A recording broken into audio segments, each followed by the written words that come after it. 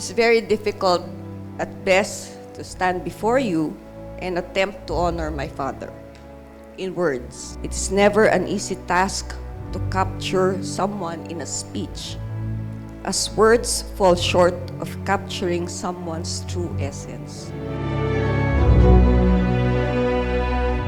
Lahat tayo, yung pinagdaanan ni Vice, nakikita natin tong kamatayan na to, pagdadaanan natin lahat. Amen? Paalaala sa inyo, no matter what you want, we have to go through this. The death experience something that we should prepare. We should prepare. Amen? Si Boss Danny Lacuna po ay matagal ko nang kilala. Siya po ay lagi sa lugar namin. Siya po ay sport-minded. Pagkatapos niya po maglaro, makikipagkwentuhan na po yan sa amin. Alam po ninyo, kapag may mga ganitong pagkakataon, lagi nating iniisip, ano ba yung nagawa ng tao, di ba? Siyempre, kung ano ba yung legacy ng tao, ano ba yung naidulot niya, ano ba yung naging epekto niya, hindi lamang sa atin, kundi sa pangkalahatan. Ang daming kwento ng isang Danny Lacuna sa amin na hindi lang kami napapasaya kundi nabibigyan kami ng aral. Napansin niya na may hawak akong libro at mga notes. Boss, lalo muna ako mag-review ko. Kailang, concentrate ka. Alis na po ako. Tinawag niya ako. Inabutan niya ako ng konti. Sabi niya, "Oh, panggastos mo." Yung sinasabi ni JTB na binibigyan siyang pang tuition fee, hindi siya nag-iisa. Dalawa kami. At totoo rin yun. Si Labong pupunta sa bahay, o padala mo kay Kois, pambayad niya sa tuition fee dahil pasukan na ulit. Without asking. He knows. Lahat po yung pagtakbo namin, pagtakbo ni Mayora ng Vice Mayor, pagtakbo ni Yorme ng Mayor, at pagtakbo ng Congressman, pag-ikot po namin, ang sinasabi lang ng tao, boboto namin kayo kasi si Danny Lacuna mabait. So, ang umani po ng magandang ginawa niya, kami na pong mga bata. Alam ko po, in heaven, definitely, nakagiti si Boss Danny at pinapanood niya tayo ngayon dahil yung mga anak niya at yung anak niya, kami ni Yorme, very successful sa iniwan niyang career dito sa politika. Behalf of Family Dumagoso, ako po ay anak sa labas ni Danny Lacuna. As a matter of revelation. First woman elected mayor sa City of Manila. 450 years kaya ang na-break na record noon, ma'am. Sa kanyang produkto, nagkaroon tayo ng isang mayora, Danny Lacuna. Ma'am, siya po ang #1 legacy ng ating Vice Mayor. Siyempre, yung katabi ni Mayora, si Yorme. Ayan. So, yun ang pangalawang legacy ni Vice Mayor Danny Lacuna, si Yorme Isko Moreno.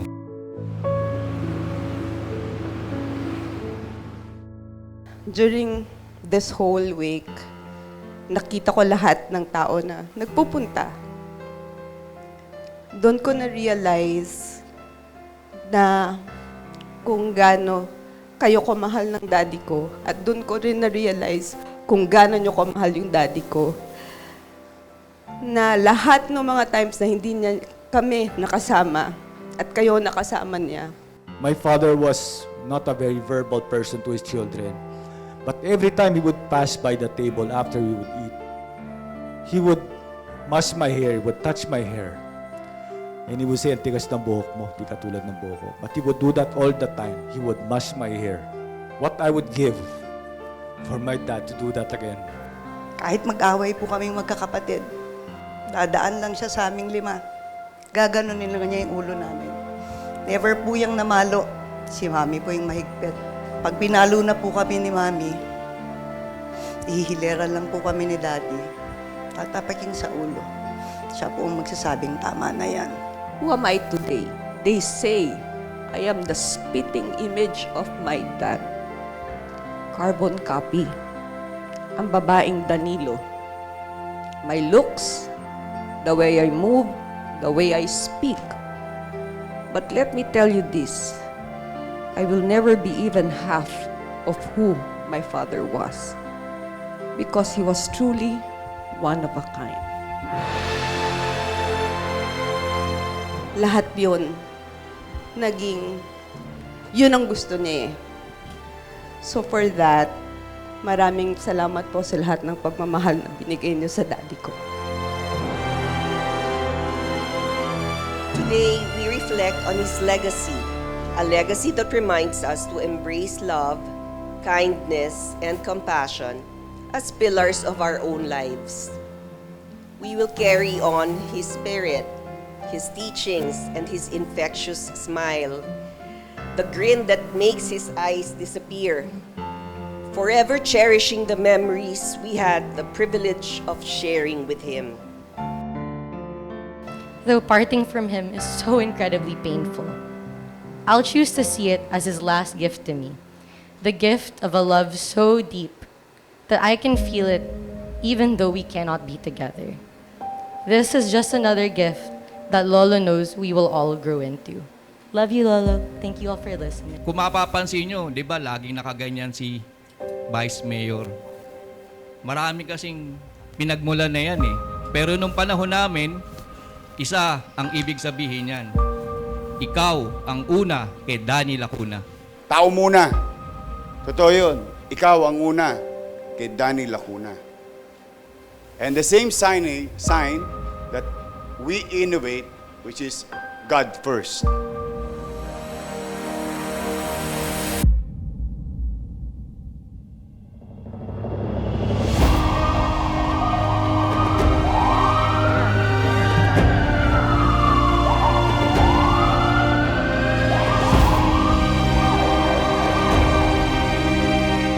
Best vice mayor that we have, and the best mayor the city of Manila never had.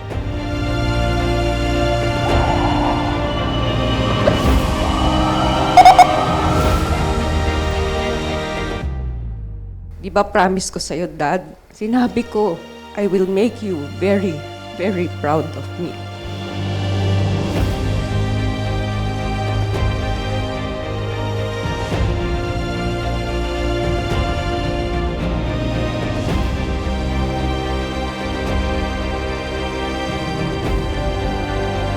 If your father has passed as ours, then feel every ounce of love I am about to speak, and know as I do that special part of the most incredible man in the world is part of me, in your heart, in your soul, and in who you are.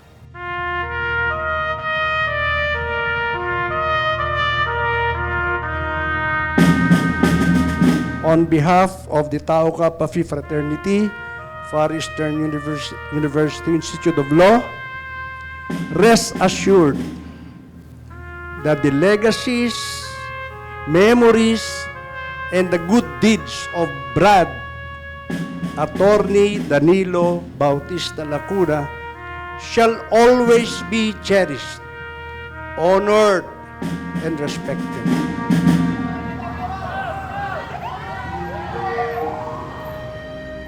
May the good Lord bless and keep Danny in heaven.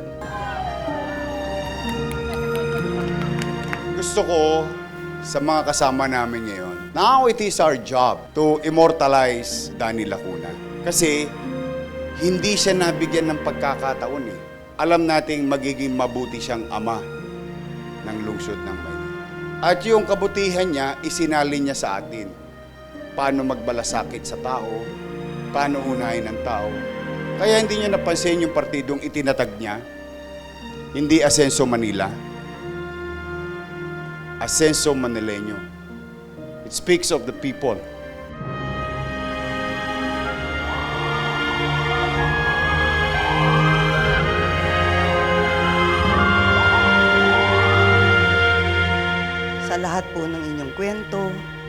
sa lahat po ng kanyang natulungan.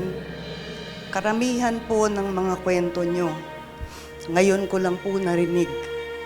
Kasi pag si Daddy po umuwi sa bahay, never po niyang sinasabi kung ano po ang ginagawa niya. Never po niyang pinagmamalaki kung sino ang natulungan niya. Mommy Day has the most treasured memory of any of us, but they belong to her alone. None of us here knew or loved or treasured Daddy as she did. And so today, Mommy, we give you your memories to hold you in the privacy of your heart. Be selfish and keep them all to yourself.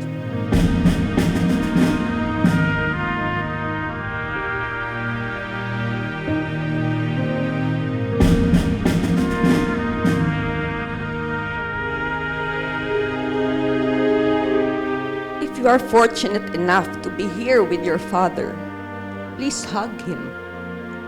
Tell him you love him. If he's not here with you, after this, call him. Go to him. Hug him. And tell him how much you love him. Give our brother Danilo peaceful rest in this grave until that day when you, the resurrection and the life, will raise him up in glory. Then may he see the light of your presence, Lord Jesus, in the kingdom where you live forever and ever. Wala na po ang idol ko. Pero dadalhin ko po ang tinuro niya sa amin at isa lang po ang sasabihin ko sa tatay ko. Dad, di namin papabayaan si Mami. We shall leave you in peace, and with respect, we bid you a fond farewell. May I invite everyone to stand and give Boss Danny a round of applause.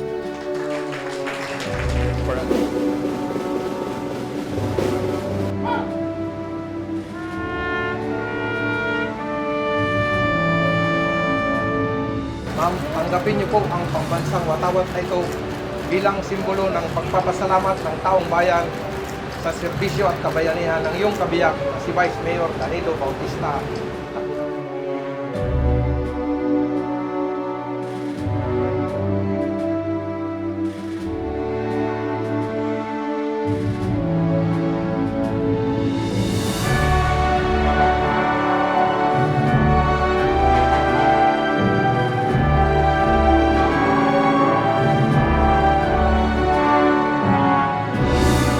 Luke chapter 1, verse 37.